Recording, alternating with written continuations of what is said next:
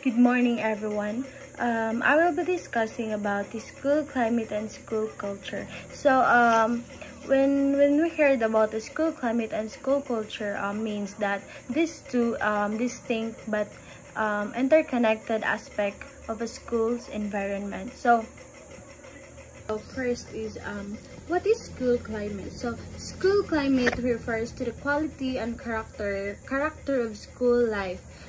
School climate is based on patterns of students, parents, and school personnel experience of school life and reflects norms, goals, values, interpersonal relationship, teaching and learning practices, and organizational structure. So when we say school climate, school climate is the overall atmosphere and quality of life when a school that encompasses sa katong norms, values, or relationship of or the learning process of the students. So when we say relationship, the interaction between the students, teachers, and staff. So school climate, example of that is school effectiveness, that a strong school climate can contribute to a more positive and productive learning environment. So na siya ang mga nakita sa ato ang school nga naay epektibo. Next, a sustainable positive school climate foster youth development and learning necessary for a productive, contributing, and satisfying life in a democratic society. So this climate includes, first is the norms, values, and expectations that support people feeling socially, emotionally, and physically safe. For example, building a strong relationship and promoting respect and inclusion. So mahog na siya sa ato ang school climate.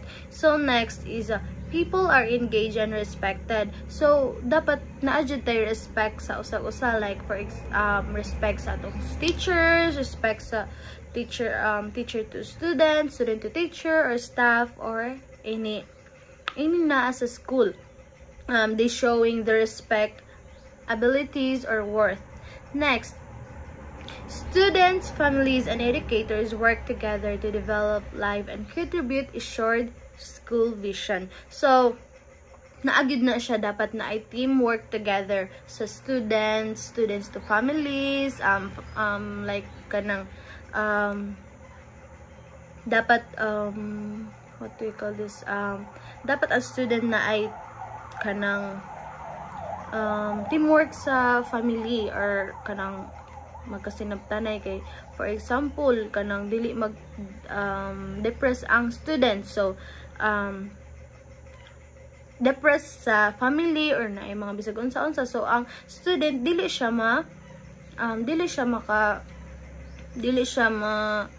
ma-focus sa iyang pag-eskwela. So maka-contribute siya sa school vision.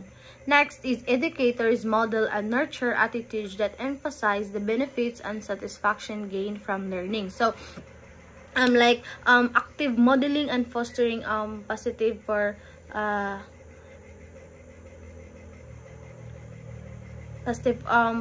learning for environment. So next, each person contributes to the operations of the school and the care of the physical environment. So dapat ang naapoy na-adjust care para sa mga students, teacher, and staff, no? Kay walay care, so mahog siya nga wala ra. So dili siya kuan like what we call this one, mura siya wala ba sa estudyante nga ay wala man day may care sa teachers, wala man day may care sa mga bisig unsa. So pwede ra unsa may mga buhaton like may anak. So next is we have a 5 domain of school climate. First is the safety. Safety is clearly defined as consistently enforced rules and norms. Then a strong sense of physical and emotional security. Then online safety practices that protect students from harm. So when we called safety, makabalo naman tag-un sa mean sa safety, no? Safety is to implement clear, consistently enforce rules and norms that promote strong sense of physical and emotional security for students. So dapat ang estudyante na atay safety sa ato ang school. Dili lang pud kay estudyante, pati mga staff, teachers, and others. No, dapat na safety sa ato ang school environment.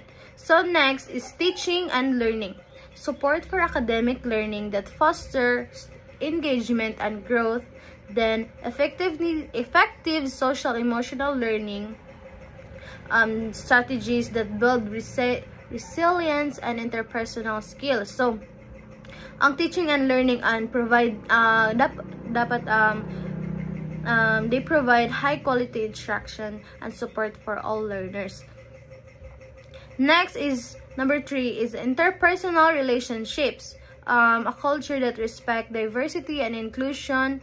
And then positive teacher-student relationship that foster trust and motivation. Then strong peer relationship that promote collaboration and belonging.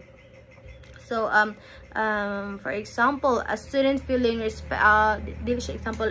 for meaning of the meaning ana is kanang a student feeling respected and supported by the teachers and peers.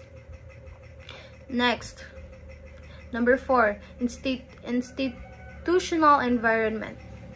When we say institutional environment, a sense of school connectedness and belonging. Then well-maintained physical surroundings that support learning. Then inclusive practices that ensure students with disabilities are fully engaged in school life. No.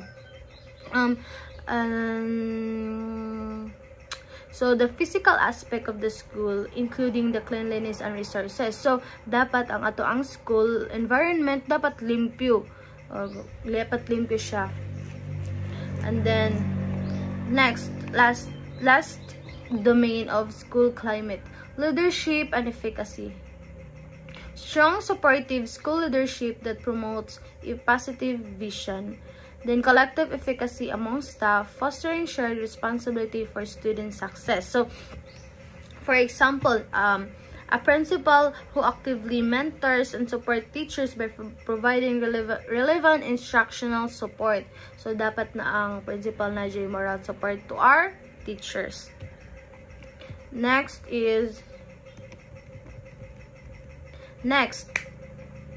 So what do unsay means school culture? So what is school culture? So according to Fullan 2007, school culture can be defined as the guiding beliefs and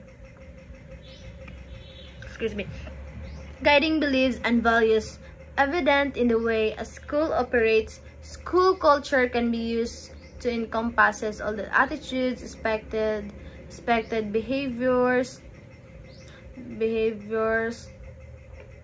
and values that impact how school operates. So school culture emphasize that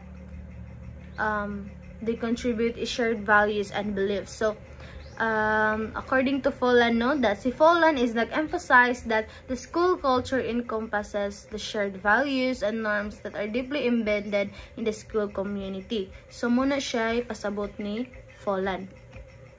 Next. So next, we have a few key parts of school culture. First is the relationship. So, relationship on how student, teachers, staff, and parents treat and support each other. So, dapat ang student, teacher, and staff na ay relationship together with the parents for their support. The next is the values and beliefs. So, what does the school community thinks things is important, like respect, hard work, and kindness or innovation. Next, tradition and rituals. So, regular events like spirit weeks, assemblies, or graduation ceremonies that bring people together. So, kung naay mga event, like for example, kung naatay church, so ang possible mahitabo sa church, diba, is first Friday of the month. So, naay mga magkaiusa ang mga tao or ang mga students. Next is expectations, standards for behavior, academic work, and social interactions. So, next, physical environment. So, even things like how clean the school is, how the classroom are set up, and what are so dapat is naghihapon tay dapat limpyo ang atong eskwelahan, no. Dapat ikita nato sa environment maka-peaceful kaayo ang ato ang school. So, next is what is the difference between school culture and school climate. So ang school climate is nag-refer man siya sa immediate atmosphere and feel of a school, including factors like relationship and policies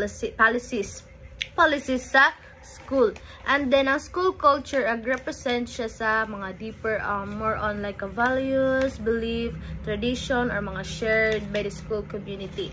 So muna siya ang naka-difference sa school culture and school climate. So that's all, mom. Thank you.